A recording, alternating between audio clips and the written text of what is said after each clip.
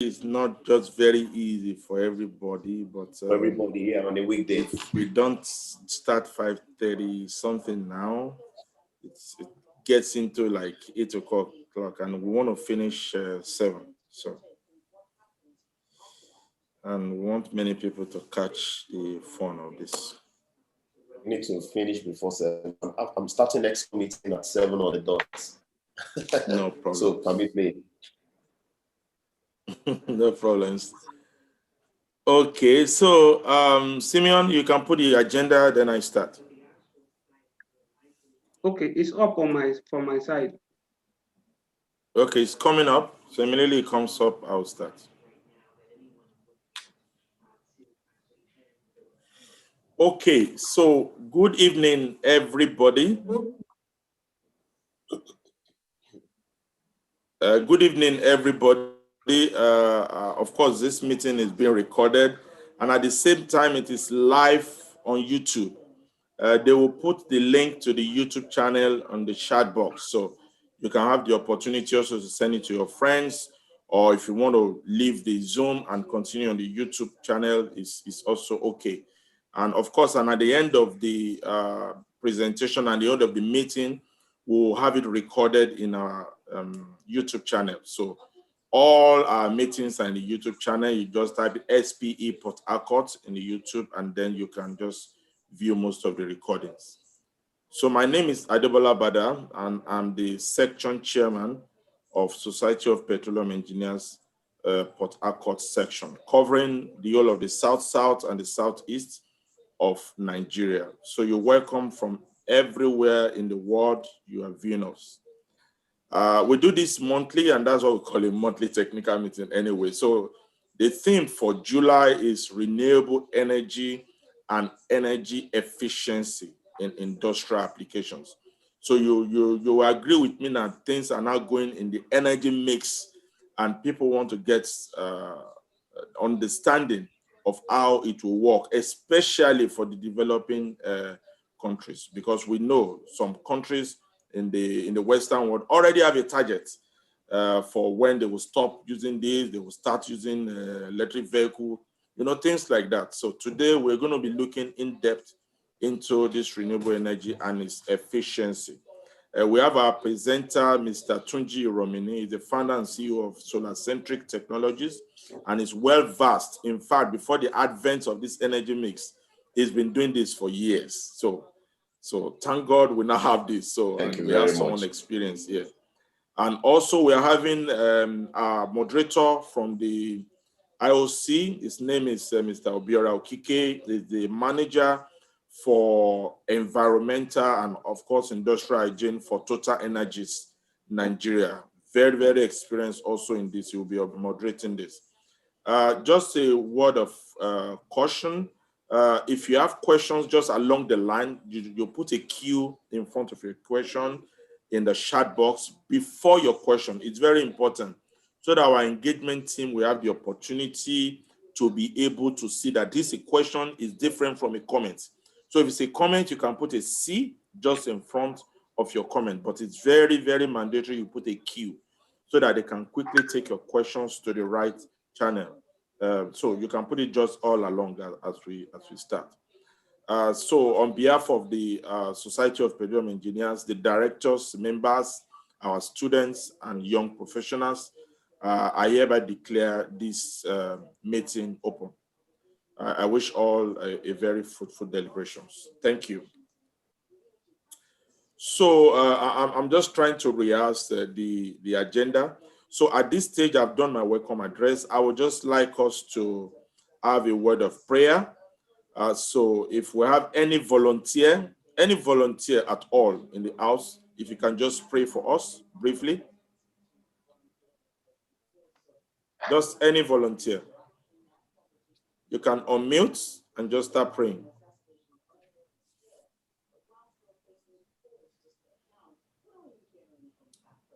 Okay, my name is Engineer James Ndoka. May I lead the prayer? Thank you. Go ahead, please. I pray in the name of God, the Father, the Son, and the Holy Spirit. We thank you, Father, for this session. Thank you for making it possible Father, we ask that your spirit and your presence be here.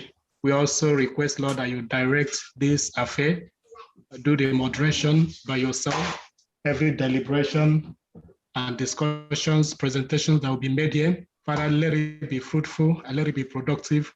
Thank you for your inspiration and thank you for your ideas that will be able to bring a very good impact for this society and for the nation and the economy in general. Thank you for your leading. In Jesus' name we pray. Amen. Amen. Thank you so much, our able volunteer, Mr. James Nduka. Thank you. So let's go straight to the safety brief.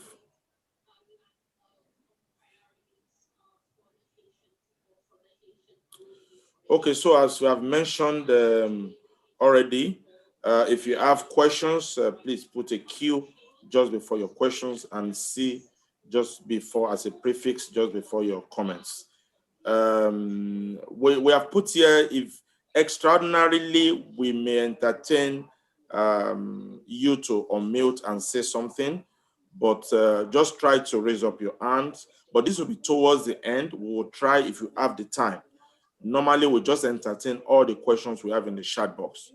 And then if we now have time more, but in most cases, we don't really have time. But just in case, don't try to mute at all times. Don't unmute. Worst case, you can raise up your hands. It depends on wherever you are. It's very good to have a very good awareness of where you are. Maybe you're driving or you're at home. Have a very good awareness, avoid trips and fall, avoid liquids around your computer or your laptop. Sometimes also we have seen cases where you are doing a meeting, your children also come around and they can get your laptop or your phone messed up. So, I mean, try to guide against all this just so that you can have full concentration for this event. And we are still in the COVID moment. Normally, this one should have been us all meeting in Port Harcourt. But, you know, it's also at its advantage. People all over the world can view this. So we are still in the COVID moment. So, and that's why we're still having most of our events virtual. So take it seriously. If you're having cold or you're having any issues, please get yourself tested as much as fast as possible.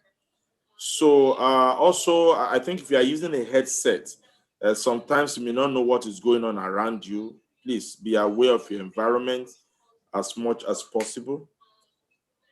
The volume. So I think that should be that. So just keep safe and let's have a very good deliberation in this technical meeting. Thank you. Next slide. Okay, so I already did my welcome address. So sometimes we do it earlier, sometimes we do it after. So I think the next thing for us now, okay, I introduced myself also earlier on, just when I was doing the welcome address. So I will now introduce the moderator who will now take charge of this technical meeting. Just put a slide of the...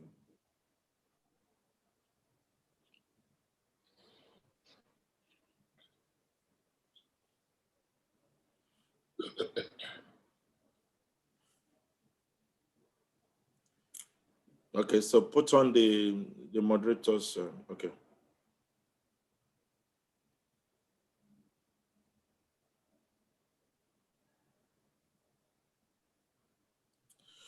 Okay, so Obiora Okike today is our moderator. He holds a BSc Honors in Biological Sciences as well as a Master's degree in Business Administration and Management, and with approximately 20 career years experience in health, safety, and environment profession, predominantly in the international oil and gas companies, both in Nigeria and of course, outside Nigeria. He's currently the Environment and Industrial Hygiene Manager for Total Energies, Joint Venture District, Port Harcourt, Nigeria, with primary focus on the management of environmental aspects of the oil and gas exploration and production activities, as well as protection of the workforce, employees' health from industrial hazards and impacts from operations. Simeon, I think that's all right. Yes, Brother, thank you very much. That's perfect. all. So the floor is yours now, our moderator. Thank you, everyone, and good evening, good morning, wherever you are listening to this voice, any part of the world. I say you are welcome to this monthly technical meeting.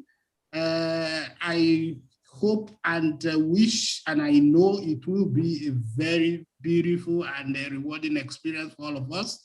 So it will be my privilege to introduce the speaker that we will have today, which is Mr. Tunji Iramini. Tunji has a BSc in electronic and electrical engineering, and he has a combined dominant expertise in over 20 years, like we heard the chairman spoke at the beginning, on a multicultural areas and experience in the sense that he has worked in a diverse cultures. And his experience is mainly in the payment and cash management as financial tech. He has a lot of experience in energy finance and project development. So we will be tapping from this experience this evening based on the presentation that he will make for us. He is the founder currently and the CEO of the Solar Centric Technologies, the current vice president of the Renewable Energy Association of Nigeria, and a member of the Sustainable Committee of Nigeria Economic Summit, the group that is looking at the economy of Nigeria. So you can attest to the fact that we are privileged to have Mr. Tunji to be with us, to share some of this wealth of experience to the benefit of all.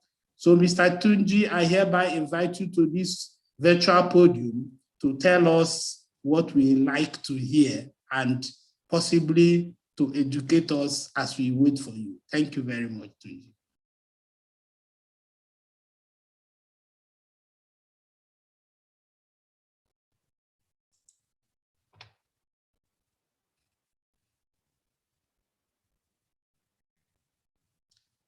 Hello, Tunji, you have the floor, please.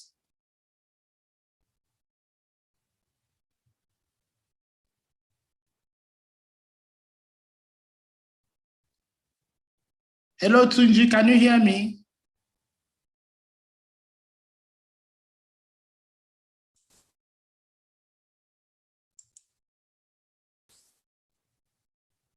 Hello, Mr. Chairman, can you hear me?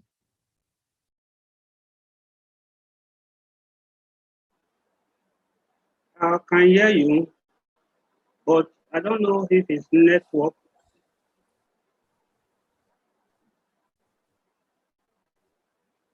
Hello, Tunji, can you hear me?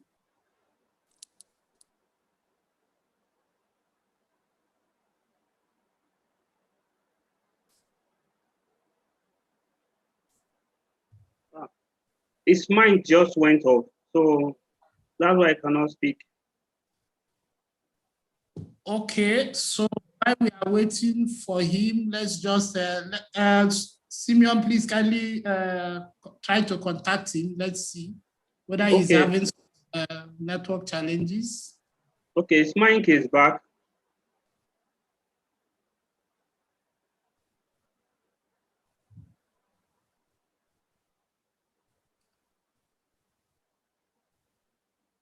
Hello, Tunji, can you hear? Yes, I can hear you. Okay, Clearly. so sorry, welcome back. Thank you. Tunji speaking to us this evening on the renewable energy and energy efficiency in industrial application. So Tunji, you have the floor. Thank you. Right. You need to pull this down so that I can shoot.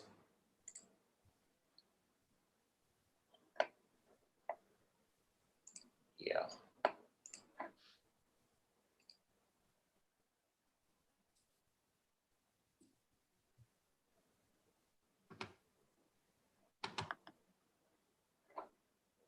Can you see my screen yet? Yes, I can see your screen, but you need to put it on full screen. That's on slide mode. Yeah. Okay, please, when you have a question, just go to the chat box and type the question with the letter Q so that we can, because we may not have the luxury of allowing everybody to speak. So as the presenter commences, if you have any question, just type it in, then we will see the question and we will take notes. So Tunji, over to you. Thank you very much. Thank you very much. I welcome everybody to this session on renewable energy and energy efficiency in non-industrial applications. A very quick background on, Nigeria and presenter. Sorry, thank you for the generous, presentation you've made about me. I mean, it's all good. We're working to make Nigeria a better place. So a quick one on Nigeria, because today everybody's talking renewable energy. The power we get from the grid today in Nigeria is strictly from hydro and from thermal plants, that's gas-fired turbines. Those are the only two main sources of energy we get from the grid. Hydro, interestingly, is renewable. So when we talk about the mix, we're not that far off. I mean, it currently constitutes about 20 to 25% of our total energy mix. In Nigeria, we generate barely 6,000 megawatts, and we transmit to, end users barely 4,000 megawatts grossly inadequate. And that's where renewable energy comes in terms of distributed renewable energy. We're all used to self-generation already. We all pretty much have diesel or petrol generators at home. We know what the risks of these things are. People have died, there have been fires, and then, not talk of the hazardous fumes from these machines. We are now at a stage whereby solar is actually at par with the grid in terms of pricing. So you can pretty much have solar as a solution in such a way that the price you pay in terms of the tariff to the grid is actually what you can pay when you have solar as well, or even lower at times. I mean, the only challenge still remains the fact that there is an upfront huge cost that you need to put forward, but we will be talking about that in some details later. So once again, welcome back. Welcome to this presentation. I'll take it on right away. And as it's been clearly communicated, if you have any question, please just type it and we'll respond to it. I guess I'm going to run through the presentation and afterward, I'm going to take questions. So here I go. A quick one about solar-centric technologies. Energy services company, by the name energy services, it means we are able to offer you, energy services in different ways, as again, just you going to the markets to buy an energy or power product and you begin to work. And in terms of what I have here, project development, EPC, operations and maintenance and managed services, strictly because the company was set up to focus on the commercial and industrial sector who spend so much money. According to the Manufacturing Association of Nigeria, they do roughly 40% of their total OPEX generating energy. And reasons are very simple. They don't have competence. They do not have core competence in power generation or energy management. So they just generate power and then they consume what they feel they can consume, and then the rest, a lot of them are wasted. We are correcting a lot of those right now. Next, I've been introduced. I don't need to overflow this, so I'm just going to gloss over it. But very quickly, you could say that I work with Nigeria Economic Summit Group. We work very closely with the government, driving policies in different areas to promote energy access as well as renewable energy integration into the grid. Okay, so now we are getting into the meat. Project phases in commercial and industrial environment. This is pretty much different and much more difficult than when the solution is for a residential sector or much lower. These are the phases we go to There will be concept in terms of what the requirements are. Feasibility study will be conducted. At this phase, we want to know whether the project is going to be bankable or not. So I don't want to put forward a solution whereby the monthly cost being incurred by the customer at the moment is possibly 5 million naira per month, and then the solution I'm bringing in is going to cost them 5.1 billion naira. Anything above it, then it makes no sense. The moment I'm not saving them any money, then that project makes no sense, unless there are other reasons, which could just possibly be the fact that they need power at all costs at every time because they run a mission critical application. And then we go to the development phase, whereby we begin to check the cost here and there for design, and then we move into procurement before installation, and then of course it can begin to run. So it's a pretty long process. I just go the process could take between 8 months to 2 years at times. So straightforward into energy and power. So what I've noticed is a lot of people do confuse energy and power. So what I've done here is to try and lay the ground because of some references later in the presentation, so that we'll have clarity when I'm talking about what it is. I mean, energy and power are often confused with each other, like I've said. So we can draw an analogy pretty much straightforward. The size of the fuel tank is independent of the engine. Having 70 liters of diesel in your tank, that is energy, does not say anything about how powerful the vehicle's engine power is. And conversely as well, 120 horsepower engine does not tell you anything about, distance you can travel before refueling. So I need us to have that, concept at the back of our mind. Energy has pretty much, explained, and I'm talking to a group of engineers, and of course, if you're not an engineer, that you're amongst us, yes, so this is going to benefit you a lot more. Energy, sometimes labeled work, is storable, like the fuel in a car, according to the laws of thermodynamics. So let me just go straight into physics. Energy can only be converted into other forms. This does not disappear, even though everybody talks about energy consumption. In essence, you can only change energy from one form to the other. That's what the law of thermodynamics says. Energy is measured in units such as joules, kilojoules, megajoules, depending on how large it is. But in the context of electricity, the unit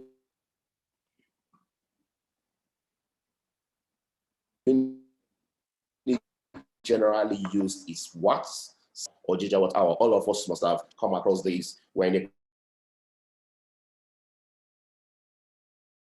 country where power is really stable, continue to be bombarded with information that are not needed by consumers. So straightforward is a flow of energy at an instant in time, or the energy that is transmitted or converted from one form, to another, mechanical to energy, chemical to electrical to power flow over a period of time. It is like a walk. If you stand at a spot and you are jumping up and down, if you do not move any distance, if you jump from morning till night, you have done zero work according to physics. It's only when you cover a distance that we can apply the formula, because work is dependent on distance. Power, in this case, is dependent on time. Energy is also dependent on time. So as the formula that I have there, you can see energy is equal to power times time. And then you can do the difference depending on which one is missing to get what you want. So at power delivered for a short period of time, may produce the same amount of energy as low power delivered for a long time. So that formula applies. Hello, yes. sorry. I hope you can hear me. Somebody saying hello. Yes. Yes. I'm still seeing your first page. I don't know if you have navigate between them. Your first page is still short from my end. Okay. Moderator, do you want to respond to that? Is that the same thing with everybody?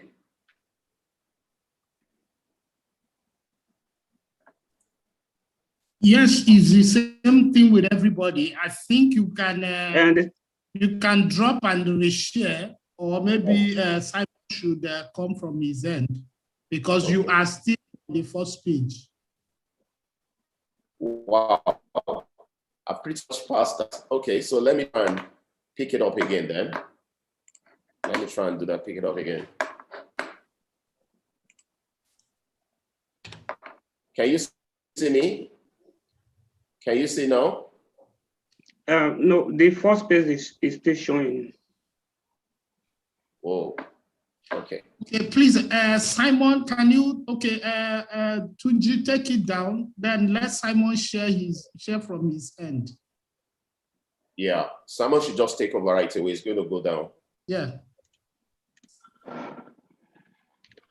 Okay, can you see it now? It's coming. Okay, now we can see. Can you change Simon, please? Is that from Simon now? Yes, I'm on the second page now. Okay. Do you want me to write all of fresh again? You can just make a quick summary, and we will just when you finish, just a quick summary. Then you tell him next slide he will change. Yeah. Okay. So I mean, this is about the company. I'm sure you can see. I mean, we build infrastructures, information technology. I mean, that's a solar roof you have in there, and you know that's a battery bank you have, and then of course you can have the different integration with with the conventional energy. The whole idea is to deliver energy to you that is cost efficient. Please roll on to the next slide. Next slide, please. Okay, I'm on the next slide. I was very well introduced. I don't think I need to say so much here again. By virtue of Nigeria Economic Summit Group, we engage with the government a lot, and we do a lot with the government. Here I spoke about the project phases within the context of a commercial and industrial clients. It's quite broad. This process could take between 8 months to 1 year to complete, because the project has to be feasible, it has to be bankable, because often than not, the clients don't fund these projects because of cost. Solar as an alternative energy is not cheap. So we go through a process, we work with them, we need to raise funds at times, talk to the bank, do a presentation, do a business plan. So this process, this is what happens. You know, I mean, so the development and then construction, and then we get to the operations. Operations is after we've installed and everything is working well, and then we continue to maintain the system. Please, the next slide. And here, I'm sure everybody heard it. I'm not so sure, but basically around here is to distinguish very quickly between energy and power. Power is the source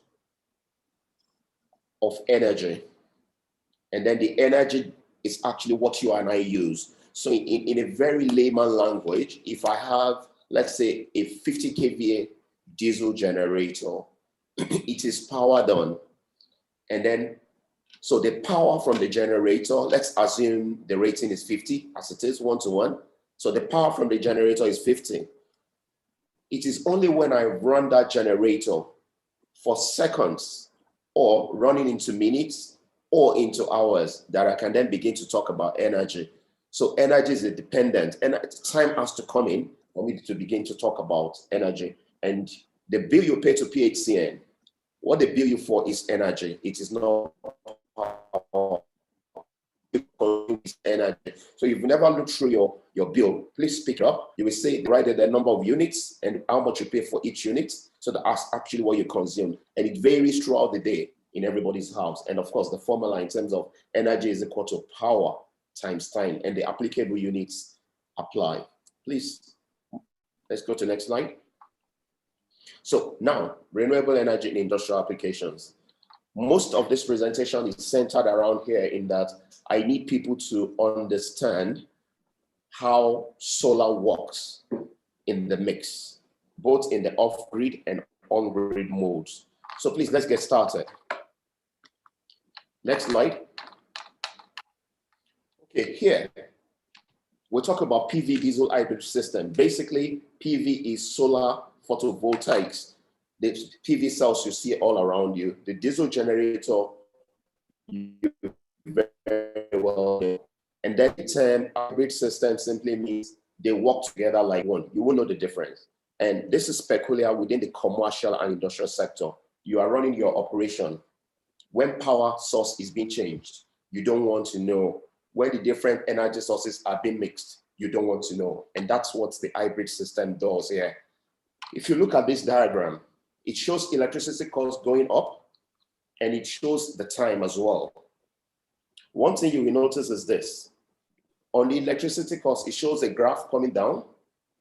The other one, it shows a line going up. That's the line for the oil.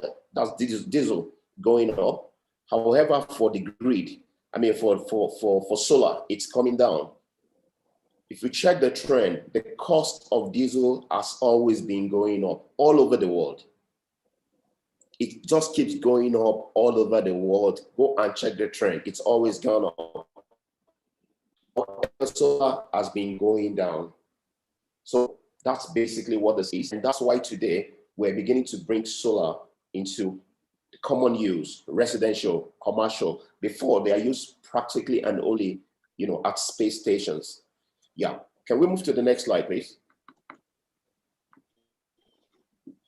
And here, applications of PV hybrid systems.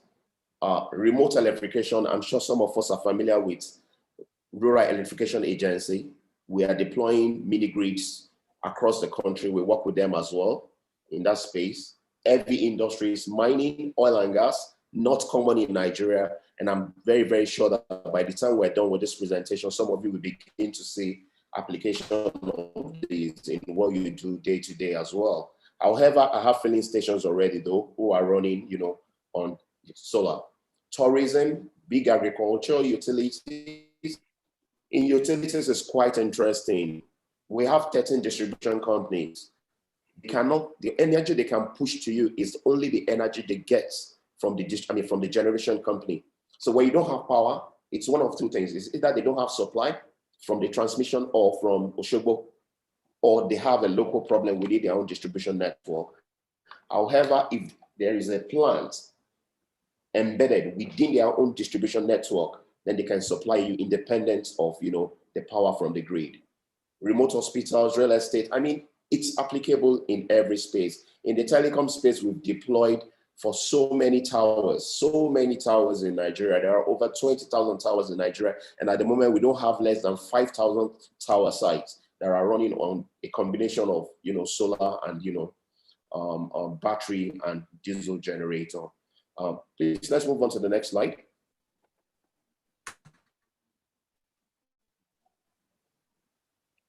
Okay, here, financial attractiveness. I tried to emphasize this a little when I spoke about the phases. In the commercial space is very important. And if you look at the parameters here, the base case, like really pointed out here, the system is designed such that all generated PV energy can be used. That is very important. You cannot have an oversized system whereby you generate energy and you're not consuming. You will end up with a situation we have in Nigeria today. Many of you will be aware that if all the generation companies were to operate at peak, we would generate between 12 gigawatts to 15 gigawatts. When they generate it and you want to transmit, the transmission network cannot take it. If the transmission network can take it, the distribution networks don't want it because their own network as well are weak. So it's the same thing you're most likely going to create the moment you oversize systems. All this goes into consideration when we're designing a system. No annual increase of fuel cost included. That is the truth with solar. The moment you set up a solar plant, your price is fixed. The only thing that is left is for operation and maintenance. They are electronic equipment. They're like old technologies in terms of old electronics, freezers, they rarely die. They are designed to last 20, 25, 30 years. You just maintain them, no fuel, nothing. Simple components are bad, you replace them. It's a foolproof system that we know how they run. So that's the thing with it. And then a simple example is put here. Let's assume a 2 megawatt plant. Specific yield is 1,600 kilowatt hour per kilowatt space per annum. If you have questions on that, we could come to it later so that I could explain in clear terms of what it means. Another thing you want to take care, which is the next one, is the cost. It says 1,700 USD per kilowatt peak. In essence, what it costs to develop this particular 2 megawatt system is 1,700 times 2. That's what it costs, to build this plant. And here it says OPEX on an annual basis is just 2% of the total gross cost. And that's going to be maintained throughout the year. That's how we develop the model. And then we can now begin to do the comparison. Effective fuel cost, 1 USD per liter. Genset efficiency, 3.5 kilowatt hour per liter. Financing, 30% equity, 70% debt. This varies. It's not as if this is cast in stone. These are all presented in the business plan. However, one very important thing you want to ensure is that the payback period is not too long. Usually we have a contract signed for being in Nigeria for 10 years at the moment because we're start warming up to it. But over in abroad, you can pretty much sign 20-year straight contract. So here you have 7 or 10 years signed, however, conditional for automatic renewal to 15 or to 20 years during the lifetime of the, of the plant. And as long as your facility is running as well. So for this particular business case, you could see that the system pays back in less than 5 years. So this is a typical case whereby grid is not involved at all. There's a direct comparison between having a solar in the mix versus running just on diesel. So this system pays back within, less than, 5 years. So can we move on to the next slide, please?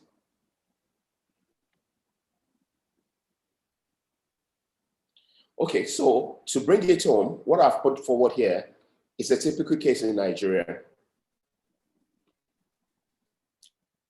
The cost of the system is, 19 million naira plus, VAT that needs to be paid. If you look at the footnote, what I have there is to do a direct comparison.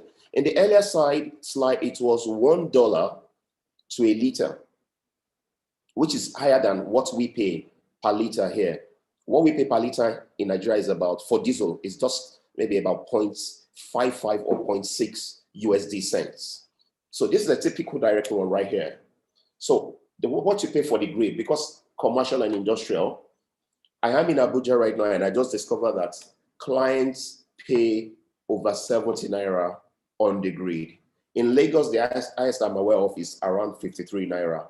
So which means I'm going to pay back much easier if I'm in Abuja, if I have a system in Abuja. Interestingly, the yield in Abuja,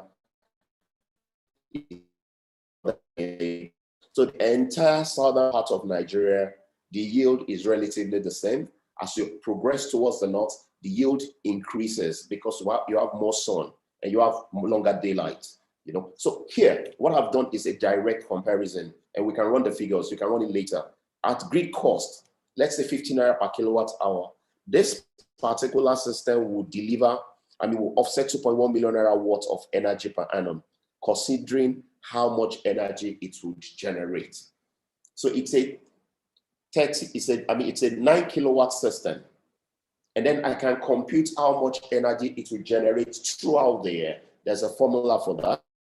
It's going to take us time, so I'm just trying to let us know. If you compute that figure, this system will save you 2.1 million naira, or would generate energy worth 2.1 million naira in a year. In 10 years, that would be 20.6 million naira. And then when you're beginning to go into its lifetime, you can see what I have here, over 50 million naira. That's over 25 years. You could imagine if you were paying this 2.1 million naira at the moment in perpetuity.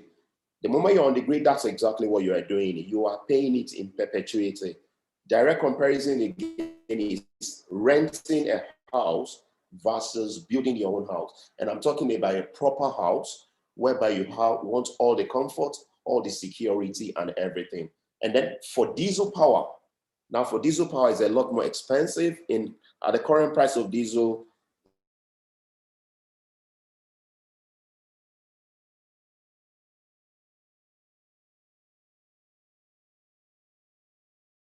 it's about 165 naira per kilowatt hour if you're generating energy from your diesel. And that's why I find that forever, you need to get batteries, you begin to all around them, and then we can easily, it's not in all cases that solar have to be, implemented.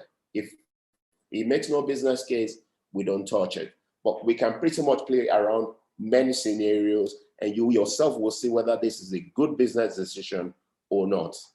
Next slide, please.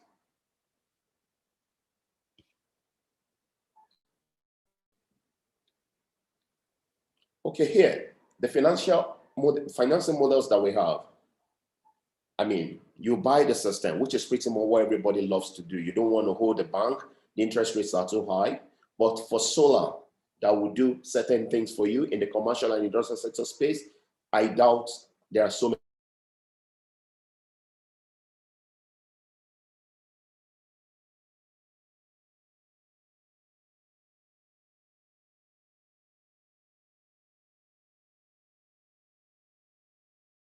many companies who want to put their own money into a technology that they do not have an understanding of. It's customer buys plus needs, PP purchase.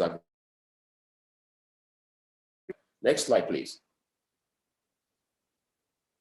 Sorry, Tunji, sorry, I think we lost you a bit there. Can you come back a bit on the last slide? Just a quick recap. There was a time you were breaking, so I'm not sure the audience heard you. Okay, please, could you go to that slide? Is it this slide? Yes, this slide, yes, the financial model. Just a quick run through so that they can understand. Yes, the financing models is pretty much applicable when you begin to talk about large systems. So you could imagine this example cited earlier, whereby a 2 megawatt plant costs 2 times 1.7. That's 2 million times $1,700. That's almost $4 billion. So as a business, you possibly don't want to cough that out of your balance sheet. You need to borrow money to do it. So what this presents are different acquisition models. Okay, customer buys and then financing is organized. Customer wants to buy, he needs finance, debts. Another option is PPA. Maybe there's an existing facility, IPP around you, then you just sign up, they extend services to you, or you are totally new that in most cases in Nigeria, we have to do everything all for you. We call it, standalone system for you, either microgrid. Okay, we build for you at your facility, it's for you alone, and you consume energy. So the different options are there, and financing options are there. We have some banks who now have the expertise to, supply and to provide, to do this. A number of banks are queuing up right now, and we're assisting some of them in terms of technical assistance to develop products to be able to support the industry. Hope that's clear. We can go to the next slide.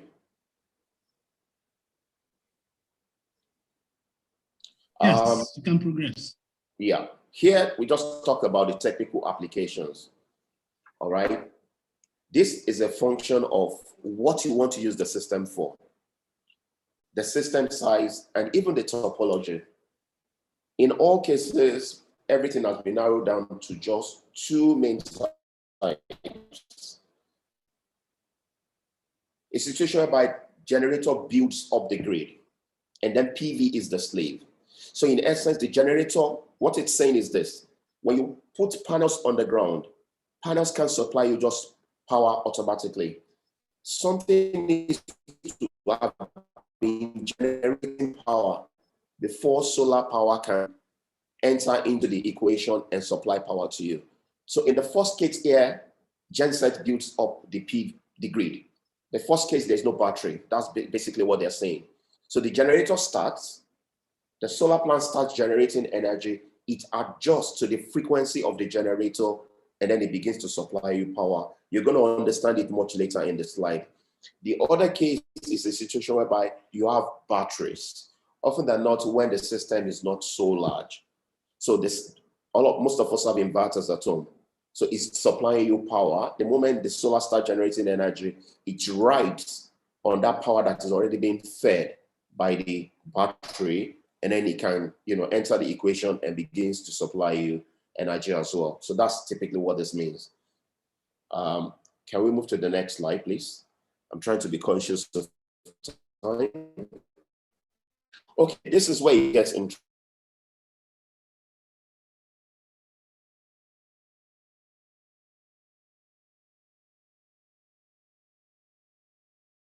interesting for industrialists amongst us and for those whose demand are fairly large. So pick this particular case so that of I have air conditioners, power heat. We can use solar to power anything. It's just the capacity that is needed. Okay, so this is an industrial load that are usually supplied by conventional generating sets. Mines are largely in remote locations, so diesel generators are often than not the best and the only option. Set up the plant and then you begin to truck diesel in and out to supply you what you want to do. So this exactly, it talks about a mining facility, cement factory or metal works. That's the powerhouse in there. Generators, and then the diesel generators, you can see tanks. Now, this is a typical situation. Now we want to introduce renewable energy into it, and you follow me through. Next slide, please. So right here, we've brought in solar to harvest energy from the sun. The essence of this is this. With this solar here right now, what is going to happen in total is that the runtime of the diesel generator is going to be reduced. The amount of diesel being consumed at this site is going to be reduced. And more importantly, the cost of energy from solar is cheaper. In fact, by today's analysis in Nigeria, the cost of energy from solar is 1/3 of energy from your diesel generator. So you can see the straightforward business case. So the solar plants come in, inverters, and then, every other thing that makes it work. Please, next slide.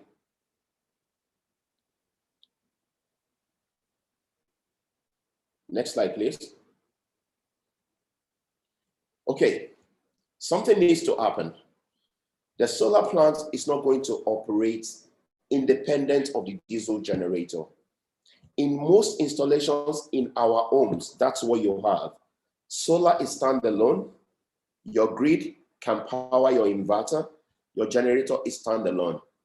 You operate everything manually. So it is almost like manual drivetrain, manual drive car. For those of us who are familiar with this, you could leave your car on gear 3 and run and push the engine to 120 miles. However, you're generating a lot of heat, much fuel. With automatic drive, that will happen. The power you require, the system automatically adjusts the gear shift to supply the power and to ensure that you are consuming the minimum fuel needed. That's what the entire system now does. It works synchronously. The system runs, so in this case, there's no battery. One generator is always running at all costs. And then from there, the solar is supplying power. Remember, we designed to consume all the energy that the solar generates. So have that at the back of your mind. So in essence, what I'm saying is, let's say like 9 a.m., the demand is 1 megawatt. And my solar plant's maximum capacity is 850 watts. But at 9 a.m. it's only generating 300 watts. The system from the solar plants, and then to take the balance of 500 from 1 or 2 of the diesel generators automatically and supply the load. By the time we're getting to like 1 p.m., my solar is now generating power fully, 850 watts. The demand is still 1 megawatt. The system will now take maybe 800 from my solar and look for just 200 from the diesel generators. It pumps down the diesel capacity automatically. Your fuel consumption drops. Your runtime becomes very, very slow. That is the way the system works by the time you have a fully integrated system. And this is where the expertise in terms of when the solution is delivered, you are able to save energy comes in. It's a fairly complex technology, so it's not just everybody or anybody that can implement it for you.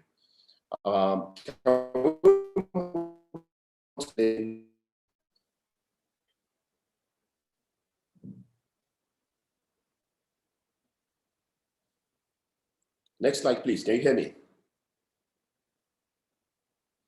Okay.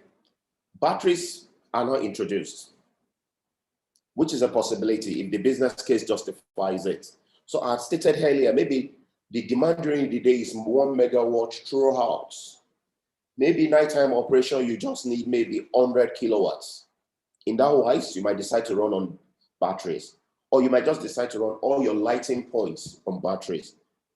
But this has presented a typical case. The only thing missing here is a grid. But guess what? Assume the grid is the diesel generator because they play the same role. The only difference is the cost of energy from them. So when we implement for you, those are factored in as well in terms of business development. Let's move on to the next slide, please. Okay, this is now presenting a real scenario of what happens between midnight to midnight, the 24-hour cycle, whereby you have an operation to run. The solar power comes in during the day. The grid is available at different intervals, and the generator is called in at different intervals as well. So in terms of power, you can see I have PV power, gensets, the control valve for PV, and then the actual load. Down there, you can see the time of the day.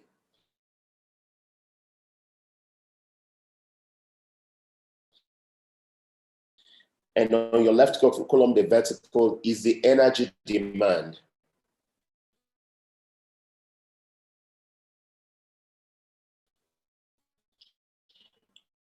In this particular instance, the demand is like, so this is 100 kilowatts flat. There was grid, that's it at the applying power. Just before 6 a.m., solar started generating power. So you can see the red line. What that means is solar energy has beaten into the existing supply. So it is reducing how much energy it's taking from the grid automatically. That's what this curve shows. So in the first box that shows from 12 a.m. to like 11 a.m., that rectangle, where you have the red mountain, that's the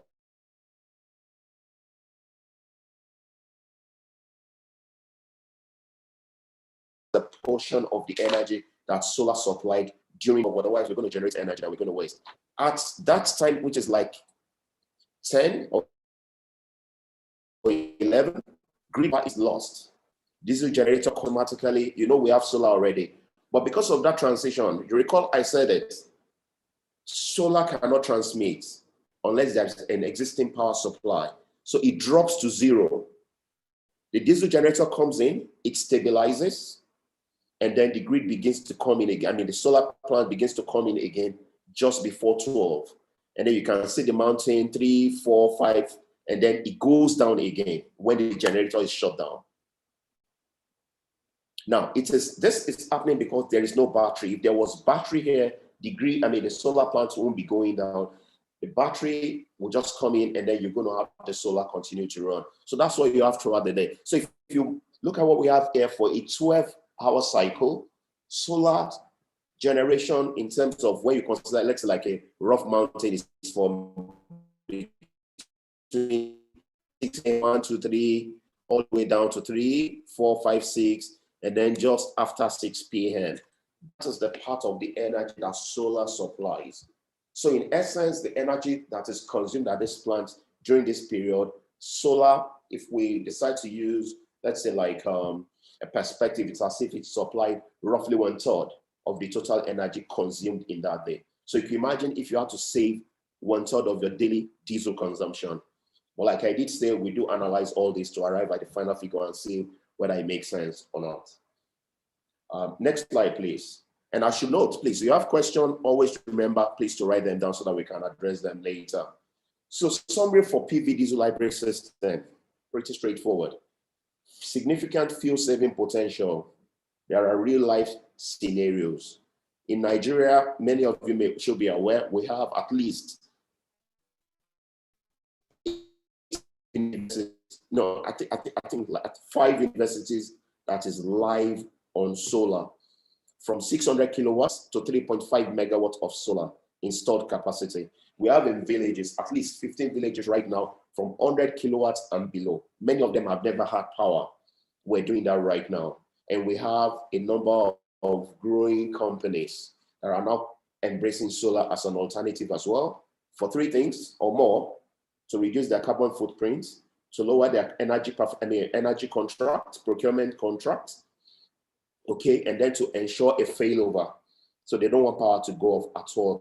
There's a fast-moving consumer good company that says, just give me any other power, I must not go off power at all, because customers must not taste my competitors' products, so that they don't reduce my market share.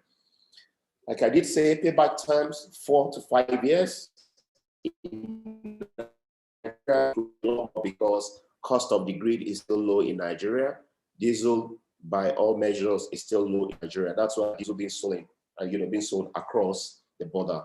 Power outages can be reduced by integrating storage.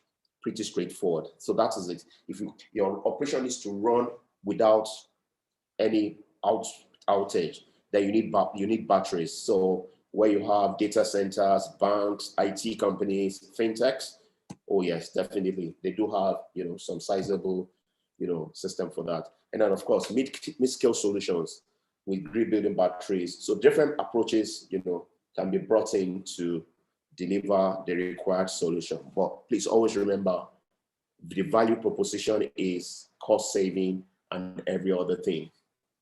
Yeah. Next slide.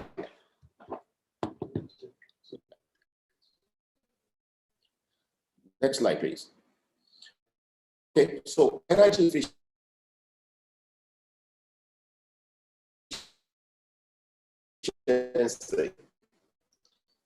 in industrial applications. This is highly technical in terms of what needs to be done. A very easy way you want to renovate a house. So you want to renovate a house. You and I know how daunting an exercise that could be, as against building right from the scratch. So what I have here, please go to the next slide, is more of an article that explains what we do, and then I present, a sample case that will give us a sense of what we do. So I'll just go straight. Energy efficiency is playing an increasingly important role in industry. Now, before I read this, pretty much what it is, theoretically what we do is this. You gave me Shell towers, ExxonMobil towers, or Total towers now. You've been running on the grid and diesel generator before. Power was cheap. Diesel was 120 naira to a liter. The cost to the grid was possibly 24 naira. It wasn't an issue. All of a sudden, this cost go up, the tariff goes up, diesel price goes up. And then everybody begins to ask, our operational cost on energy is going high. You're calling an expert. The first thing we do, because in your space, for those towers, you don't have space to generate solar in the real sense of it. So the first thing you do is you come in, we conduct a high-level energy audit that gives us a sense of the type of equipment or appliances you're running, their energy rating, how many years, and then we are able to compute by virtue of your daily operations how much energy you are consuming or you should be consuming. From that report, we will even know whether somebody is stealing energy from you, that we call leakages, or something is wrong. When that is established, and then we now want to introduce energy efficiency. So if I pick one of your towers, like I did say, they're just offices.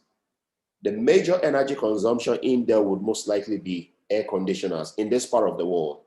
So we need cooling a lot. So most air conditioners that we have before are not energy efficient. and you don't bother because you weren't paying so much for energy anyway, but now we're paying so much. So those air conditioners would need to be replaced. Your lighting points, we had incandescent lights before. We moved to CFL and now we are on LEDs. LEDs are about the best that you can use. So we look at everything you have and replace them with energy efficient appliances. I'm going to show you on, I think, the next slide or so, how much savings you could get by doing what we call retrofits. Yes, right here, thank you very much. From lighting alone, you could save 70%. When I say save, I mean your demand could drop by as much as 70% from just replacing your lighting bulbs with efficient lighting bulbs. So we're talking about industrial applications. So here we have compressed air, pumping system, cooling production, heat, ventilation. There is nothing here that is not applicable to your industry, petroleum engineers. There is not that is mentioned here that is not applicable to your industry. So this efficiency is brought in to lower your demand. So as against running on, let's say, 1.5 megawatt generator or 1,500 kVA generator. When we are done, you could be running on 600 kVA generator. That's what this means, depending on the level of efficiency you've introduced before. So the concept of energy saving or energy efficiency, as well as energy conservation, that's pretty much what it is about. So you can read the earlier slide later. So I'll just let us go straight to the, to the case. Please, next slide. Next slide. Compressed air systems. I picked this because it cuts across when you talk about industries generally. There's almost none where you don't use compressed air. In order to assess the complete saving potential of a compressed system, it's essential to include the overall system. However, the key thing you will note here is this. Altering the design of the compressed air system alone have a potential to save you as much as 70% at times. So you could have the duct that is very large from where it's coming from. However, you have distribution points, the channels. Instead of overpowering from the source, so much pressure, and then you use passive energy to distribute, you can have smaller pumps along all the channels. And then it just lowers the initial demand. What I've just actually explained here happened at one of the bank's head offices in Lagos. And their generator size was dropped from 1,500 kVA to 650.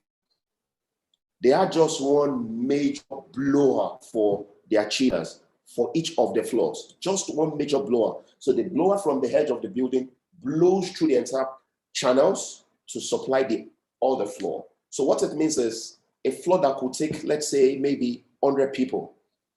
Yes, that blower is enough to do that. But what happens when I am the only one or just 10 of us and our demand is just 10%? That same blower, that same power will still do the work. So we altered all those, introduced other efficient with variable valves, and then we just layered it and everything comes down. So conceptually, in the industries, we look at all your applications, your heaters, your pumps, your electric valves, everything is checked. And then efficient technologies are introduced to lower the energy you pull from source. And that is the way that we can lower your energy. So in industrial applications, that's how energy efficiency is implemented. It's a lot more complex, a lot of calculation, detailed investment grade energy audits. Please, next slide, so that the audience could just see a few diagrams. Next slide, please. We're very close to the end. Next slide, please. So here, still compressed system, compressed air system. I mean, the diagram is very clear in terms of what happened. Compressed air application, distribution, preparation, and air generation. those were the things I spoke through. You can pretty much read through it as a society, as petroleum engineers. This is nothing that I know is complex for you at all. So you pretty much understand what I'm saying. We can go to the next slide, please. Because of time, we can be able to respond to some questions. So in complexity as well, waste heat recovery. And of course, some of us know that we can do cogeneration. The heat itself could be recovered either to heat water. In the food industry, if you don't have waste heat recovery, you're going to run at a loss. The heat from processing your either wood or anything, you can, tap it, trap it, and use it for every other thing. Reduction of pressure losses, that was what I explained earlier in terms of as against one large pump for a wide area with channels, you have smaller ones.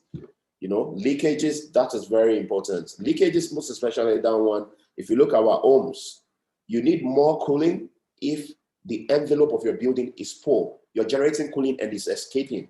You need to find a way to trap it, heat exchange, so that heat from the outside doesn't come in and the cool from inside doesn't go out as well. Substitution of compressors by electrical machines. A lot of things you could do. Maintenance and regular filter replacement have an impact of 5 to 10% reduction that can introduce to your cost. I mean, these are, from RENAC. RENAC is Renewable Energy Academy. I am certified by them as well. So a proper training in terms of what to do. For a country like ours, whereby everything has become so expensive, the need for all this can no longer be overemphasized. If I'm not wrong, I guess this is possibly the last slide. Please, could you go to the next slide?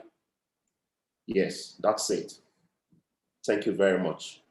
Thank you very much for your patience. I'm ready for questions. I think I'm not too over time here. Thank you, Mr. Tunji. That was wonderful. Just for the benefit of people that just came late, I will just try to make a quick overview or summary of what we have been presented to us. It was really, really a rewarding expose.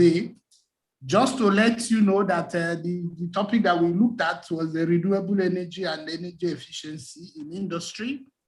And based on the presentation, we already know that there is room for everybody, in the sense that energy that we have today is in short demand, especially in Nigeria, is grossly inadequate, and there is yearning for more. And because of industrialization that we are preaching every day, there is need to power the industry.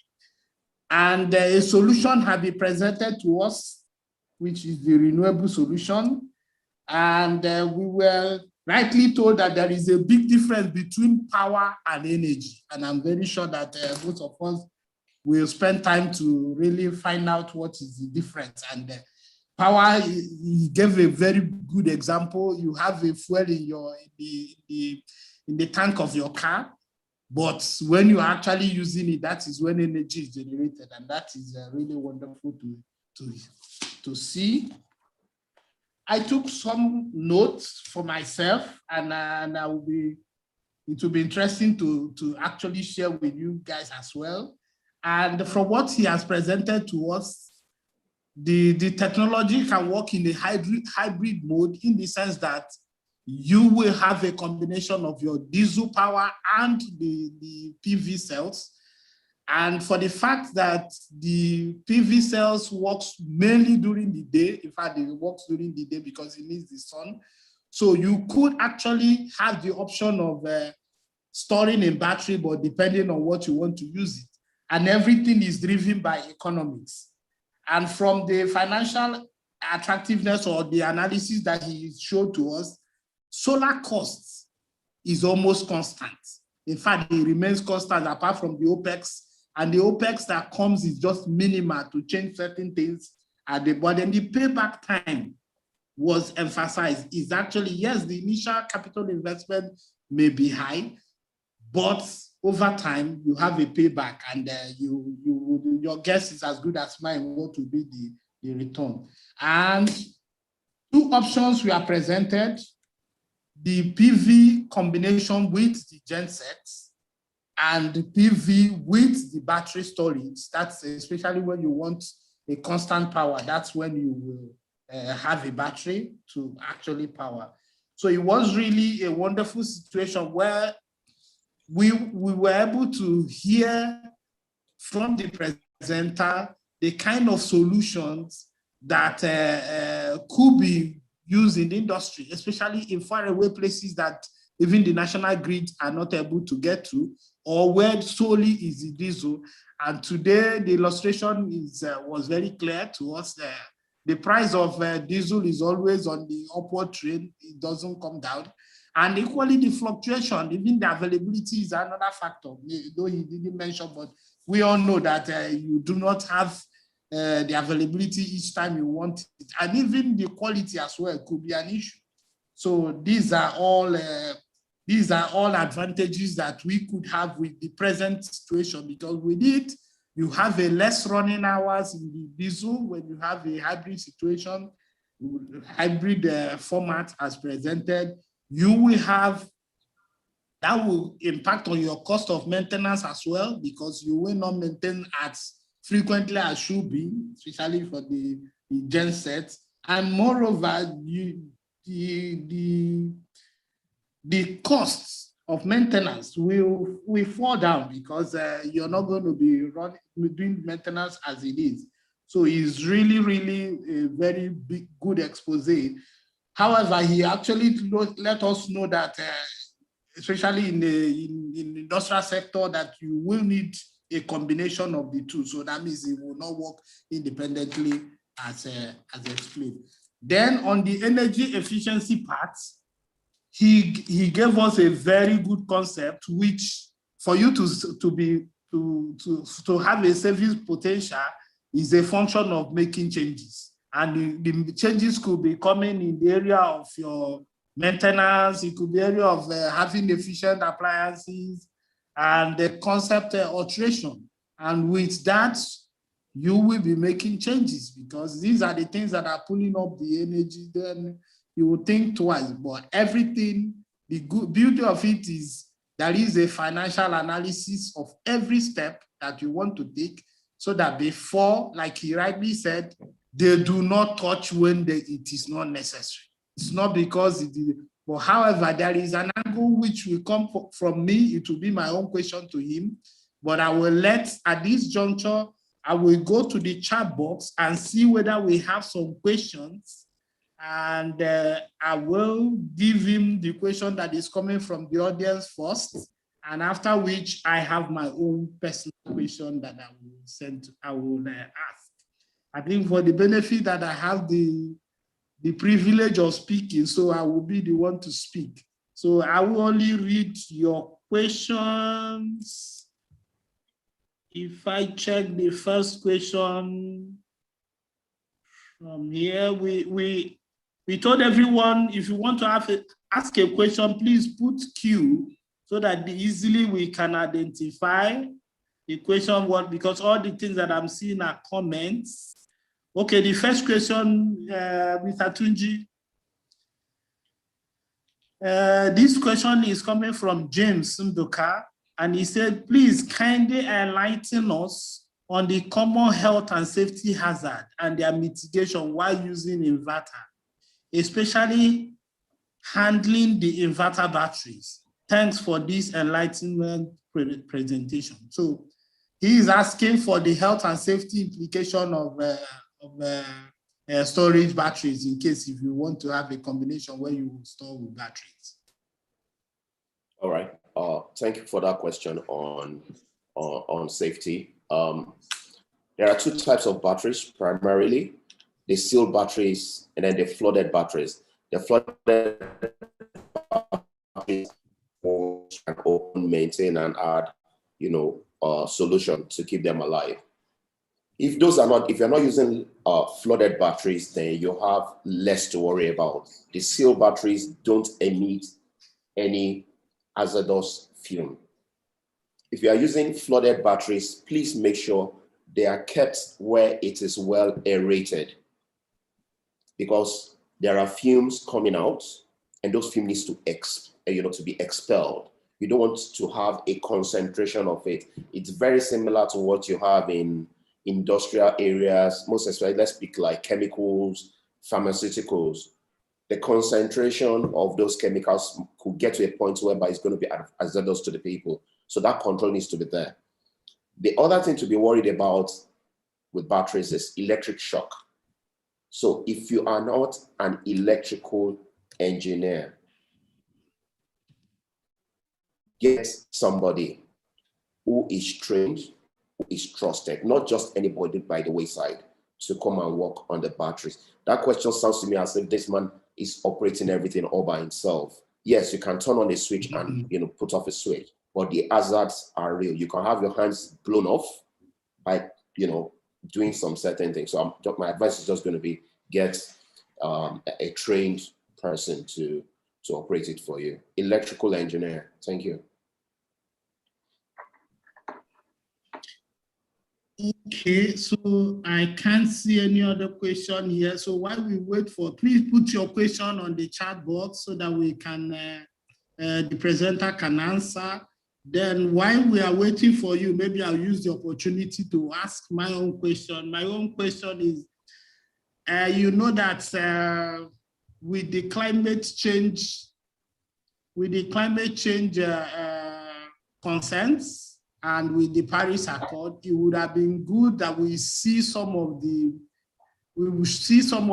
emission calculations for either one or two of the model. For instance, if we use the PV in a particular, they say 3 kilowatt peak hour of PV, what will be the likely CO2 emission savings that we could get from it? Because there is a climate change driven factor in terms of energy changes and energy mix. Okay, yeah. So we call it climate mitigation. There is a totally special domain expertise that is required to calculate it accurately. I guess your question towards maybe I want to earn renewable energy credits for carbon savings, for carbon dioxide savings. So, however, there are websites you could go to that will just give you a somewhat idea of what you would save. You enter in there the amount of energy, the source of the power, and then for what period you're operating it, and it's going to give you an answer, in terms of how much energy or how much carbon dioxide you're actually saving by, implementing a renewable energy technology. There are, sites online that you can actually use for that. Okay, thank you. We have another question here. The question is, have you considered the costs comparison between the generator and the solar power, the panel, the inverter, and the batteries?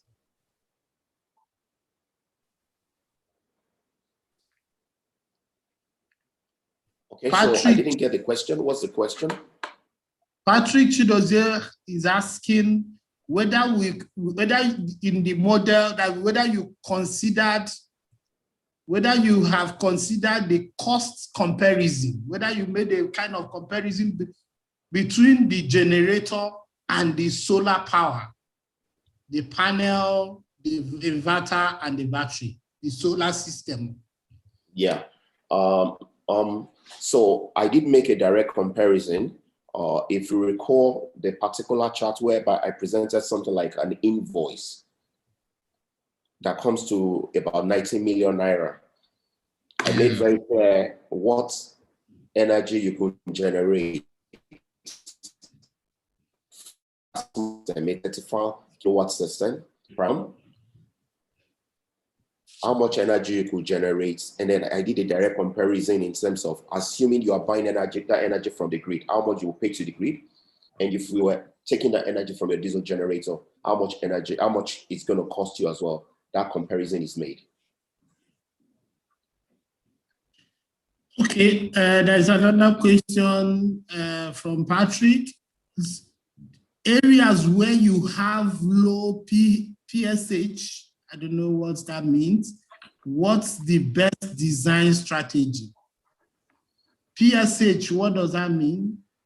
I don't know. I don't know what PSH means in this so case. Patrick, if you could actually give us the full meaning of PSH so that we can assist to answer the question. Okay, while we wait for Patrick to see whether he's able to give us the, okay, peak sun hour. Peak sun hour. So areas where you have low peak sun hour, what is the best design strategy? This design strategy, like I did say in one of the slides, is a function of the application, the system capacity, that is the capacity of the system to supply, and then even the topology. So in a situation where I have inductive loads versus just common linear loads, what the technology I'm going to bring in, the design, they're going to be different. So talking about low sun hours, the point is this: in the Western world, the best you're going to get in Europe is not as good as what you will get in Lagos. Mm-hmm. So the it's not, in terms of sun hours, it's not as good as the worst of the southern part of Nigeria in terms of sun hours per annum. That gives you a sense that, first of all, you can have design for different application. So that question needs to consider what application, the topology, as well as the capacity of the system as well. And of course, most importantly as well, availability of space to set up the solar array. Very important, very important. Yeah. Okay, thank you. While we wait for maybe another additional question, I will ask you another one on the finance, because we are looking at using the renewable system in industrial situation or industrial sector. So my question is, with your knowledge in finance, whether someone or an industrialist can leverage on green bond financing. Do you know whether green bond financing of some banks were able to finance a project like this, relating it to the climate initiatives? Okay, so interestingly, one of our partners in Nigeria, whom we've been trying to solve the problem of FX volatility. So it's interesting in Nigeria. In 2014, dollar was barely 150 naira. And you and I know what it is today, over 500 naira. So if you had borrowed FX to do your projects, if you have to repay, you could imagine how much you're paying back. So we decided that we need to finance our projects in naira. So we don't take loans in FX. So you borrow in naira, your receivables are in naira. We've actually broken that jinx. One of us just raised 3 billion naira in green bonds. And I can tell you this, the entire money is all gone. The opportunity for renewable in Nigeria, by our conservative estimate is about $10 billion. Mm-hmm. Altogether up till now, barely as $150 million or $200 million been expended since we started in the industry 5 years ago. So now there are green bonds, and there are other products that are coming up on a daily basis. There's something called Green Climate Fund from the UK. They just approved $170 million today through the Africa Development Bank. We have it's only accessible. And it's only accessible for a project like this. Oh yes. So we project developers that will go before you. We need to do all the feasibility of prepare the business case and have before then. In 2018, I was at Africa Development Bank headquarters in Côte d'Ivoire to present my business case for the commercial and industrial sector to the tune of $50 million over the next 5 to 10 years. But interestingly, between then and now, I mean, it goes through a process before you can raise the fund. There are so many conditions to meet. But what I'm saying is, your concern actually shouldn't be where to get the funds from.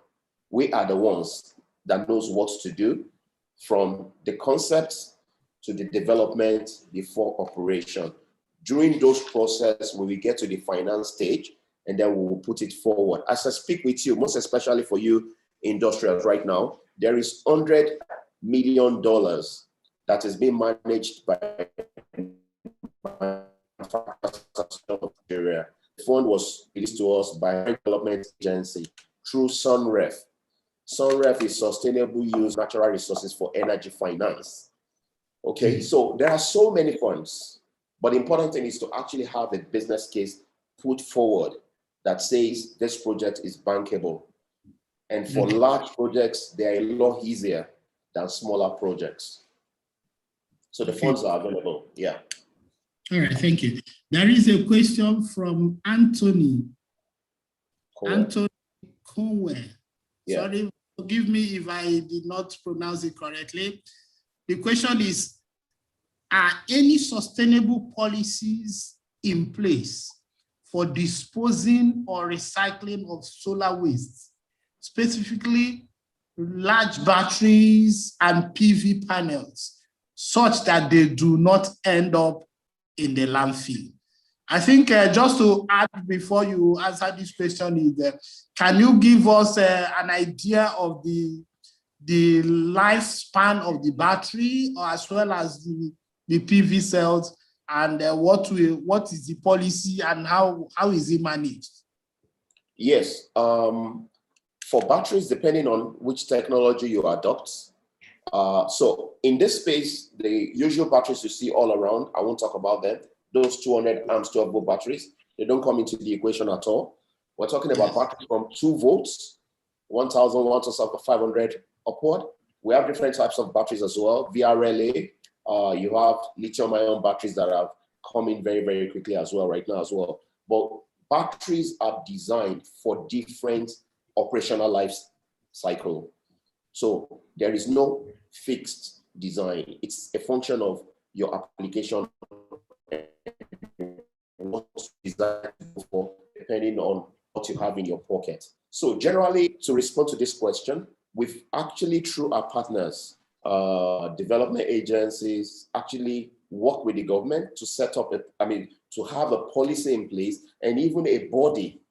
So today, for large installations, before you can even get your approval, you have to have signed up. We will know the capacity. So let me be typical. At the Federal Ministry of Power Works and Housing right now, 1.5 megawatts of solar is installed and 2.3 megawatt hour of storage. That is big, if you get what I mean. Very large storage that they have. We know what time their operational life is going to be out. And the moment they are going out, it's not the client that is going to dispose of them. It's not even the project developer that is going to dispose of them. Those bodies have, time comes, they just confirm that it is time to evacuate them.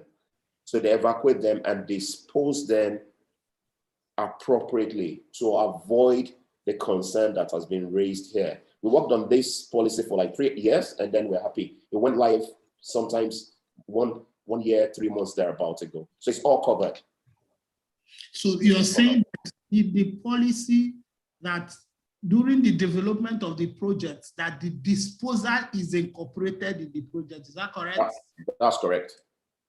Okay. That's correct. So there's another question from Tope Dare.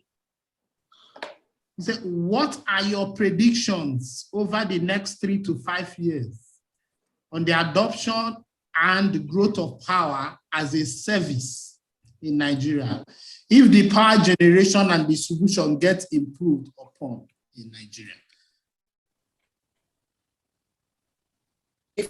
Can I get the last sentence? He said, if the power generation and distribution get improved,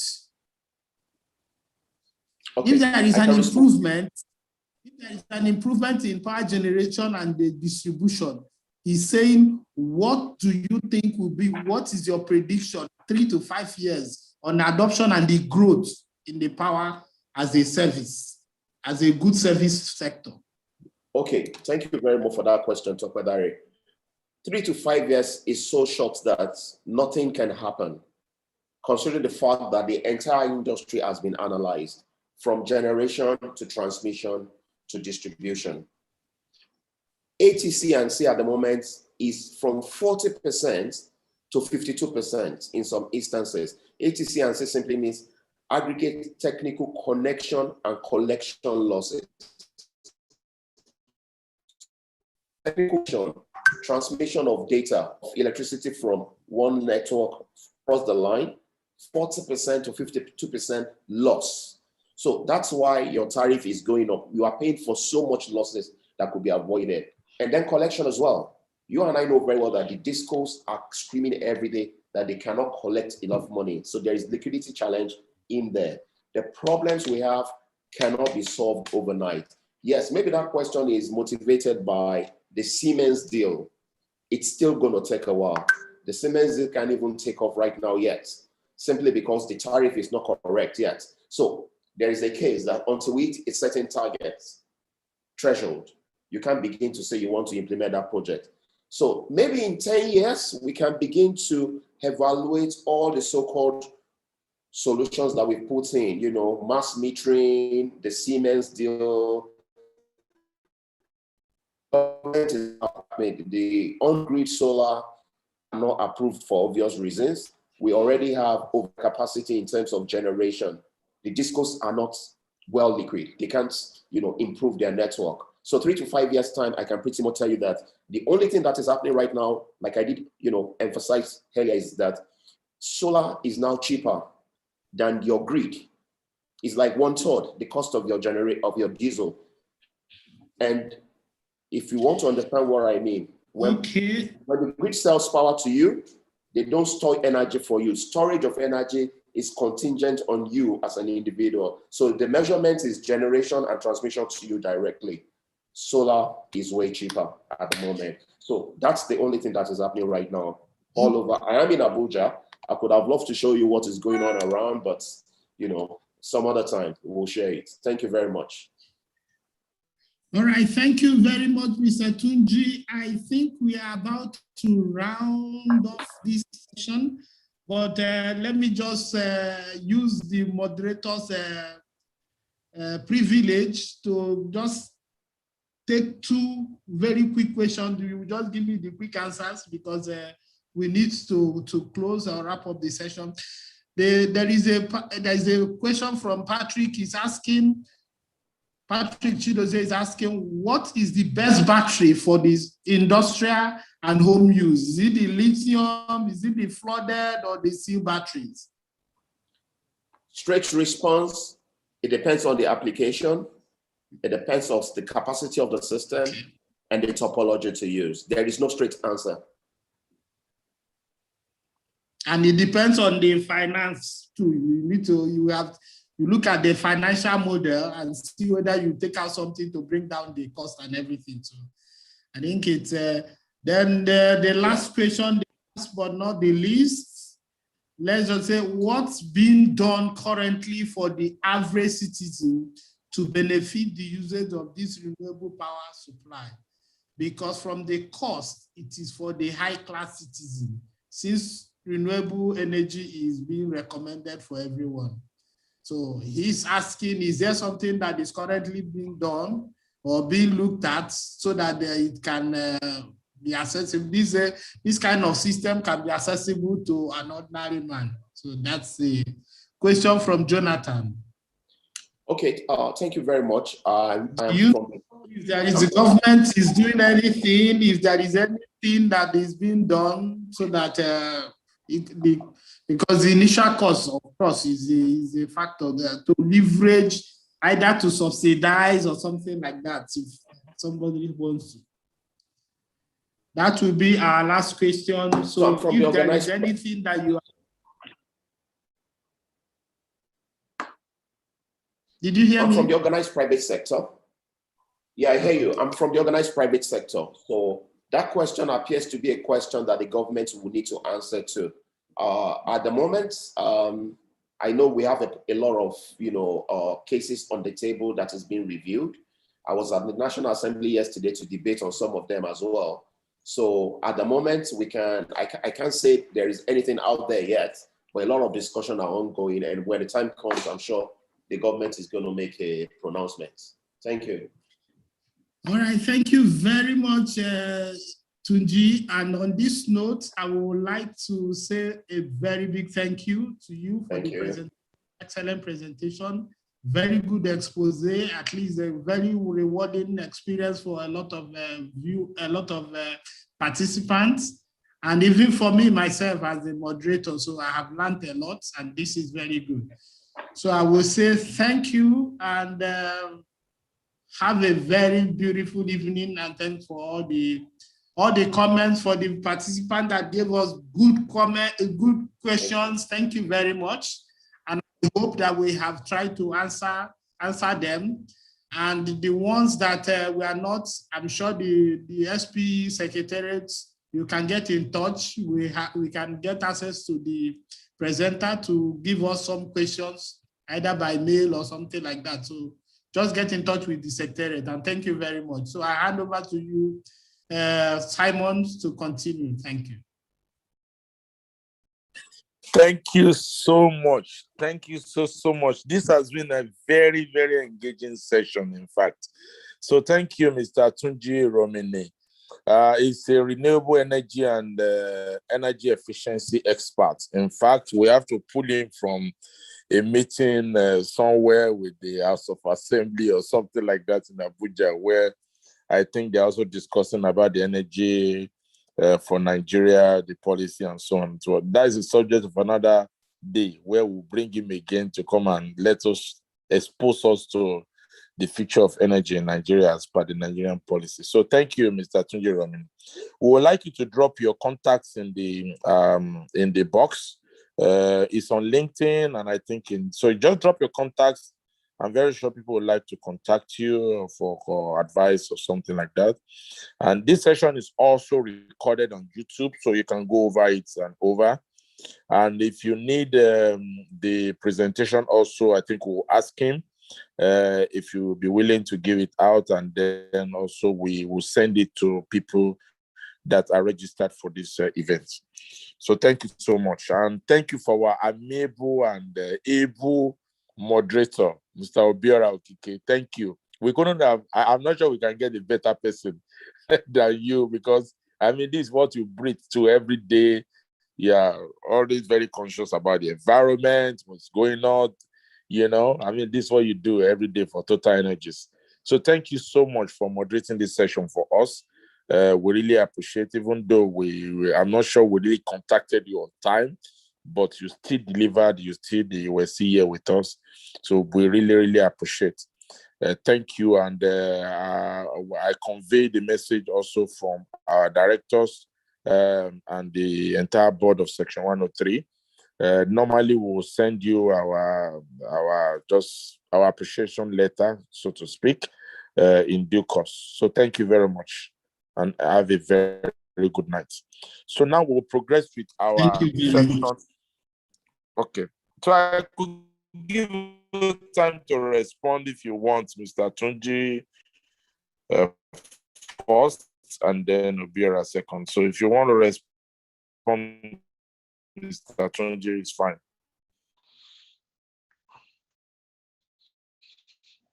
Okay, so Obiora, if you want to respond, also it's fine. Or Tunji, so just to give you the platform.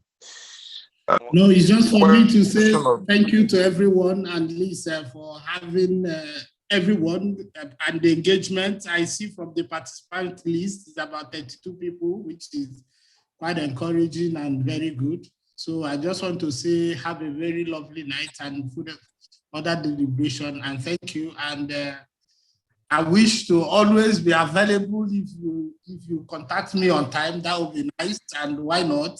It's for knowledge sharing and for enriching one's knowledge. So thank you very much for the opportunity as well. Thank you.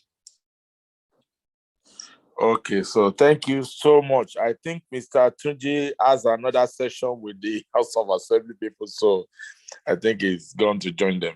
So thank you very much. So we'll move straight to our question of the day winners. So if we can have our communications team to present that. Simeon, can you just push that on? So I think we will spend less than 15 minutes for the remaining activities for the section, and then we close. So thanks for everyone that is still on the platform.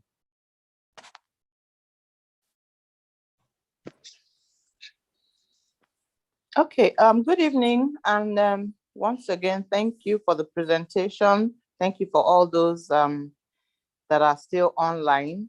Our usual monthly Know Your Industry, we are bringing this way this month. We have 3 lucky winners, all from our universities. So this is the first time I think we have all from the universities and not just spanning through everywhere. We want to appreciate all those who participated. This is kind of juggling our minds from month to month on things that go on in the industry or that are happening around us that we keep abreast and keep us enlightened. So congratulations to Ahamepuna Chukwuebuka of Futo. We have Mr. Felix Iwang of our newly added university, which is Akwa Ibom. So good that they all were able to participate, and we have a winner from there, from Akwa Ibom State University. And then Mr. Edwin Joe from UNUYO.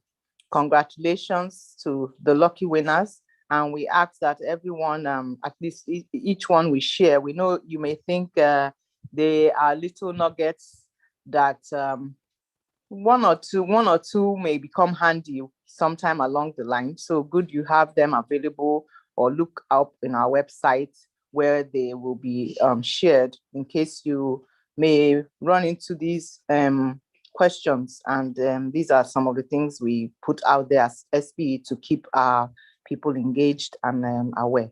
So congratulations once again to the winners, and we look forward to the participation next month.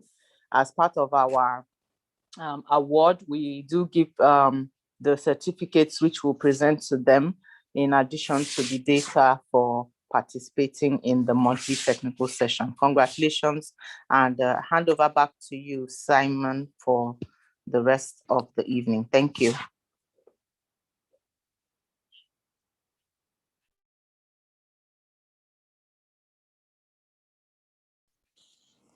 Okay, thank you so much from our communications teams, and thank you for all the winners.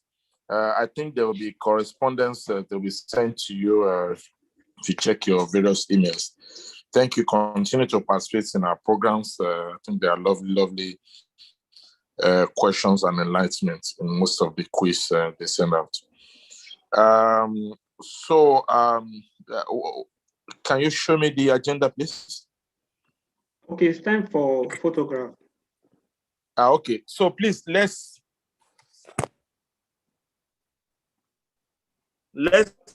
try to put on our videos, please.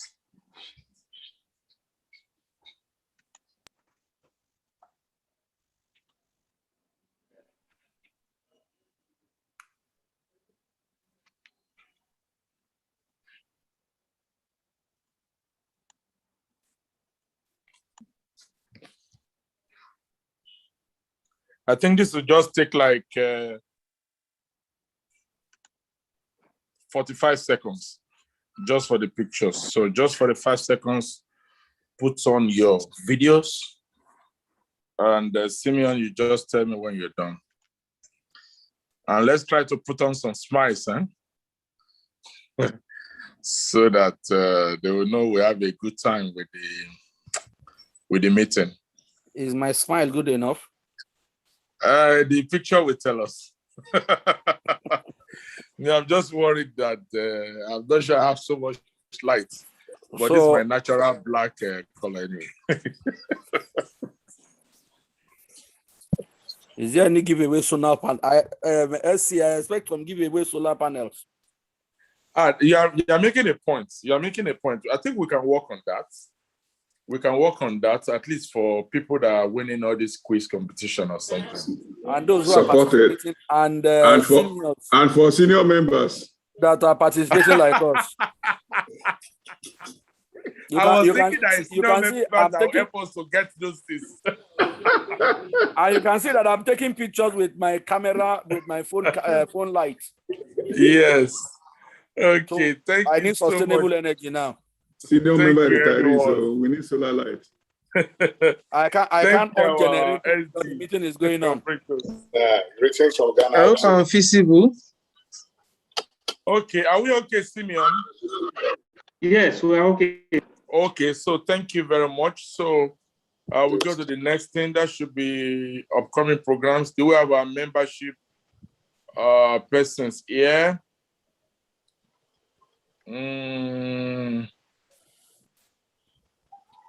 Simeon, we have someone representing for membership. There's no one. So basically, it's just to say you're welcome to join Society of Petroleum Engineers Port Harcourt section. We are approximately more than 2,000 strong members from our students in the southeast and the south of Nigeria, more than 13 chapters of the universities. We also have our young professionals and our members, our professional members and our senior members, in fact. So you join us, we do things like this. We do networking, technical, and of course, we do a lot of corporate social responsibilities too. I'm very sure they should be dropping links. So Simon, if we can drop some links, if people just want to inquire about us or want to join us, you can drop those links down there so that we can facilitate them joining us and see more of what we do. You can contact us in all the social media spaces, from Twitter, of course, not if you are not in Nigeria, and then Instagram, Facebook, LinkedIn, and so on. So we have our members also all over the world. So, and that's why it's the right moment for us to be having these virtual meetings. So that's it. You can see all our contacts there. More importantly, if you want to check all our programs, we have beautiful programs on YouTube. So just type in SPE Port Harcourt on YouTube and you have access to all our videos from all our technical exchanges and our corporate social responsibilities programs. They are free for now. We have not made them, you don't have to pay. So I think this is a good time to try to watch them. And make comments. Let's see what you think about our programs. So thank you very much. Next, can we have our upcoming programs? Okay, so we still have another session just like this in August. Okay, but first of all, we are having our annual general meeting. It will be in August 27, but you can. We have different channels where you can join us through. Most of our social media spaces will put information on how you can join us, maybe virtually, or maybe you have to be at the event itself. It will be an hybrid event. It's an annual general meeting for this body. And also we are having our traditional NICE, which is the I can say it's a family program, so to speak, of all the entire Society of Petroleum Engineers sections in Nigeria. So it's an international conference and exhibition. We do it in a hotel each year. Last year we couldn't do it because of the pandemic, but this year we'll be having an hybrid event. So you can just type in NICE 2021 in the internet. I am so sure you're going to find a way to register if you want to join us. We are starting from the July 31st up till August 3rd or 4th, thereabouts. We start from Saturday and then we end in Thursday of the following week. Normally, that's our tradition, the first week of August. We also have young professionals, we have training, we have family programs, we have a lot of plenary sessions. There's a lot. So if you want to do it at the comfort of your home, you can register like that. If you also want to do it coming to the ground of a hotel is also acceptable. The one what you are just looking at is the training program also. Is for the July 31st up to like the 2nd of August.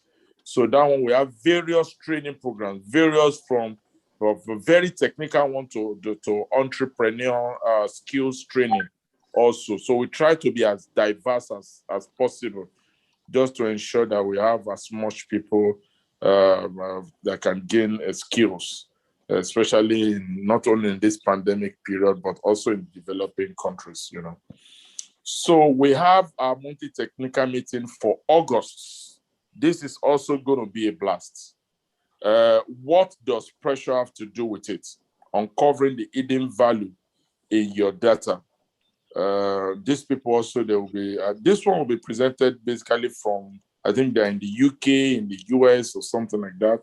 And then they are going to be giving us this presentation. It's on the 12th of August.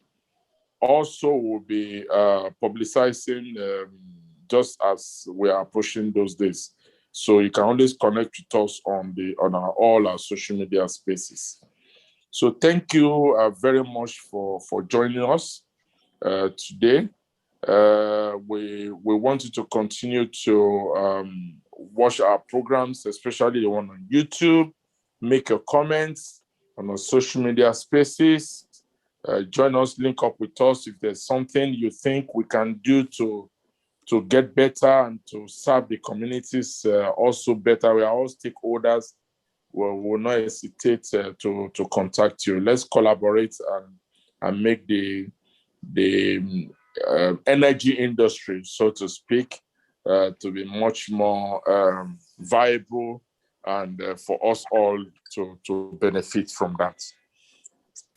I think we've gotten now to the end of it all. And basically, I don't know if we have our programs chairman. He could have done a closing remark, but just hold on very quickly. Simeon, we have Dr. Joe here. No, it's not on the call. Oh, okay. So, but basically that's it we've made all an announcements. And then this is just closing this session. So thank you very much for everything, for being with us. So I've seen some of people that joined from beginning now to the end of this. And then you can also share most of the video from our YouTube to some of your colleagues, you know, that may want to benefit from that. I mean, this energy mix, and we're in that point in history now that there's focus on this. So thank you very much. And I will just ask if we have any volunteer that can give us a closing prayer, please. Any volunteer that can give us a closing prayer. Okay, in Jesus' name. Amen. Thank you. Heavenly Father, we thank you for this meeting. We are thankful and we glorify your name, O God. We ask, O God, that you grant us the grace to remember all that we've learned and put them into practice where we can, to the glory of your name. We thank you for SPE Port Harcourt session. Thank you for their leaders, and thank you for them holding this wonderful meeting. And even for the one that taught us, O God, we thank you. We say that I won't be highly exalted in Jesus' name. As we sleep, O God, tonight, we ask for your grace upon us, O God, in Jesus' name. Thank you, precious Father. In Jesus' name we have prayed. Amen. Amen. Amen. Thank you very much. We wish you the very best and enjoy the end of the week, and of course enjoy the month. Thank you. Bye-bye. Simeon, over to you.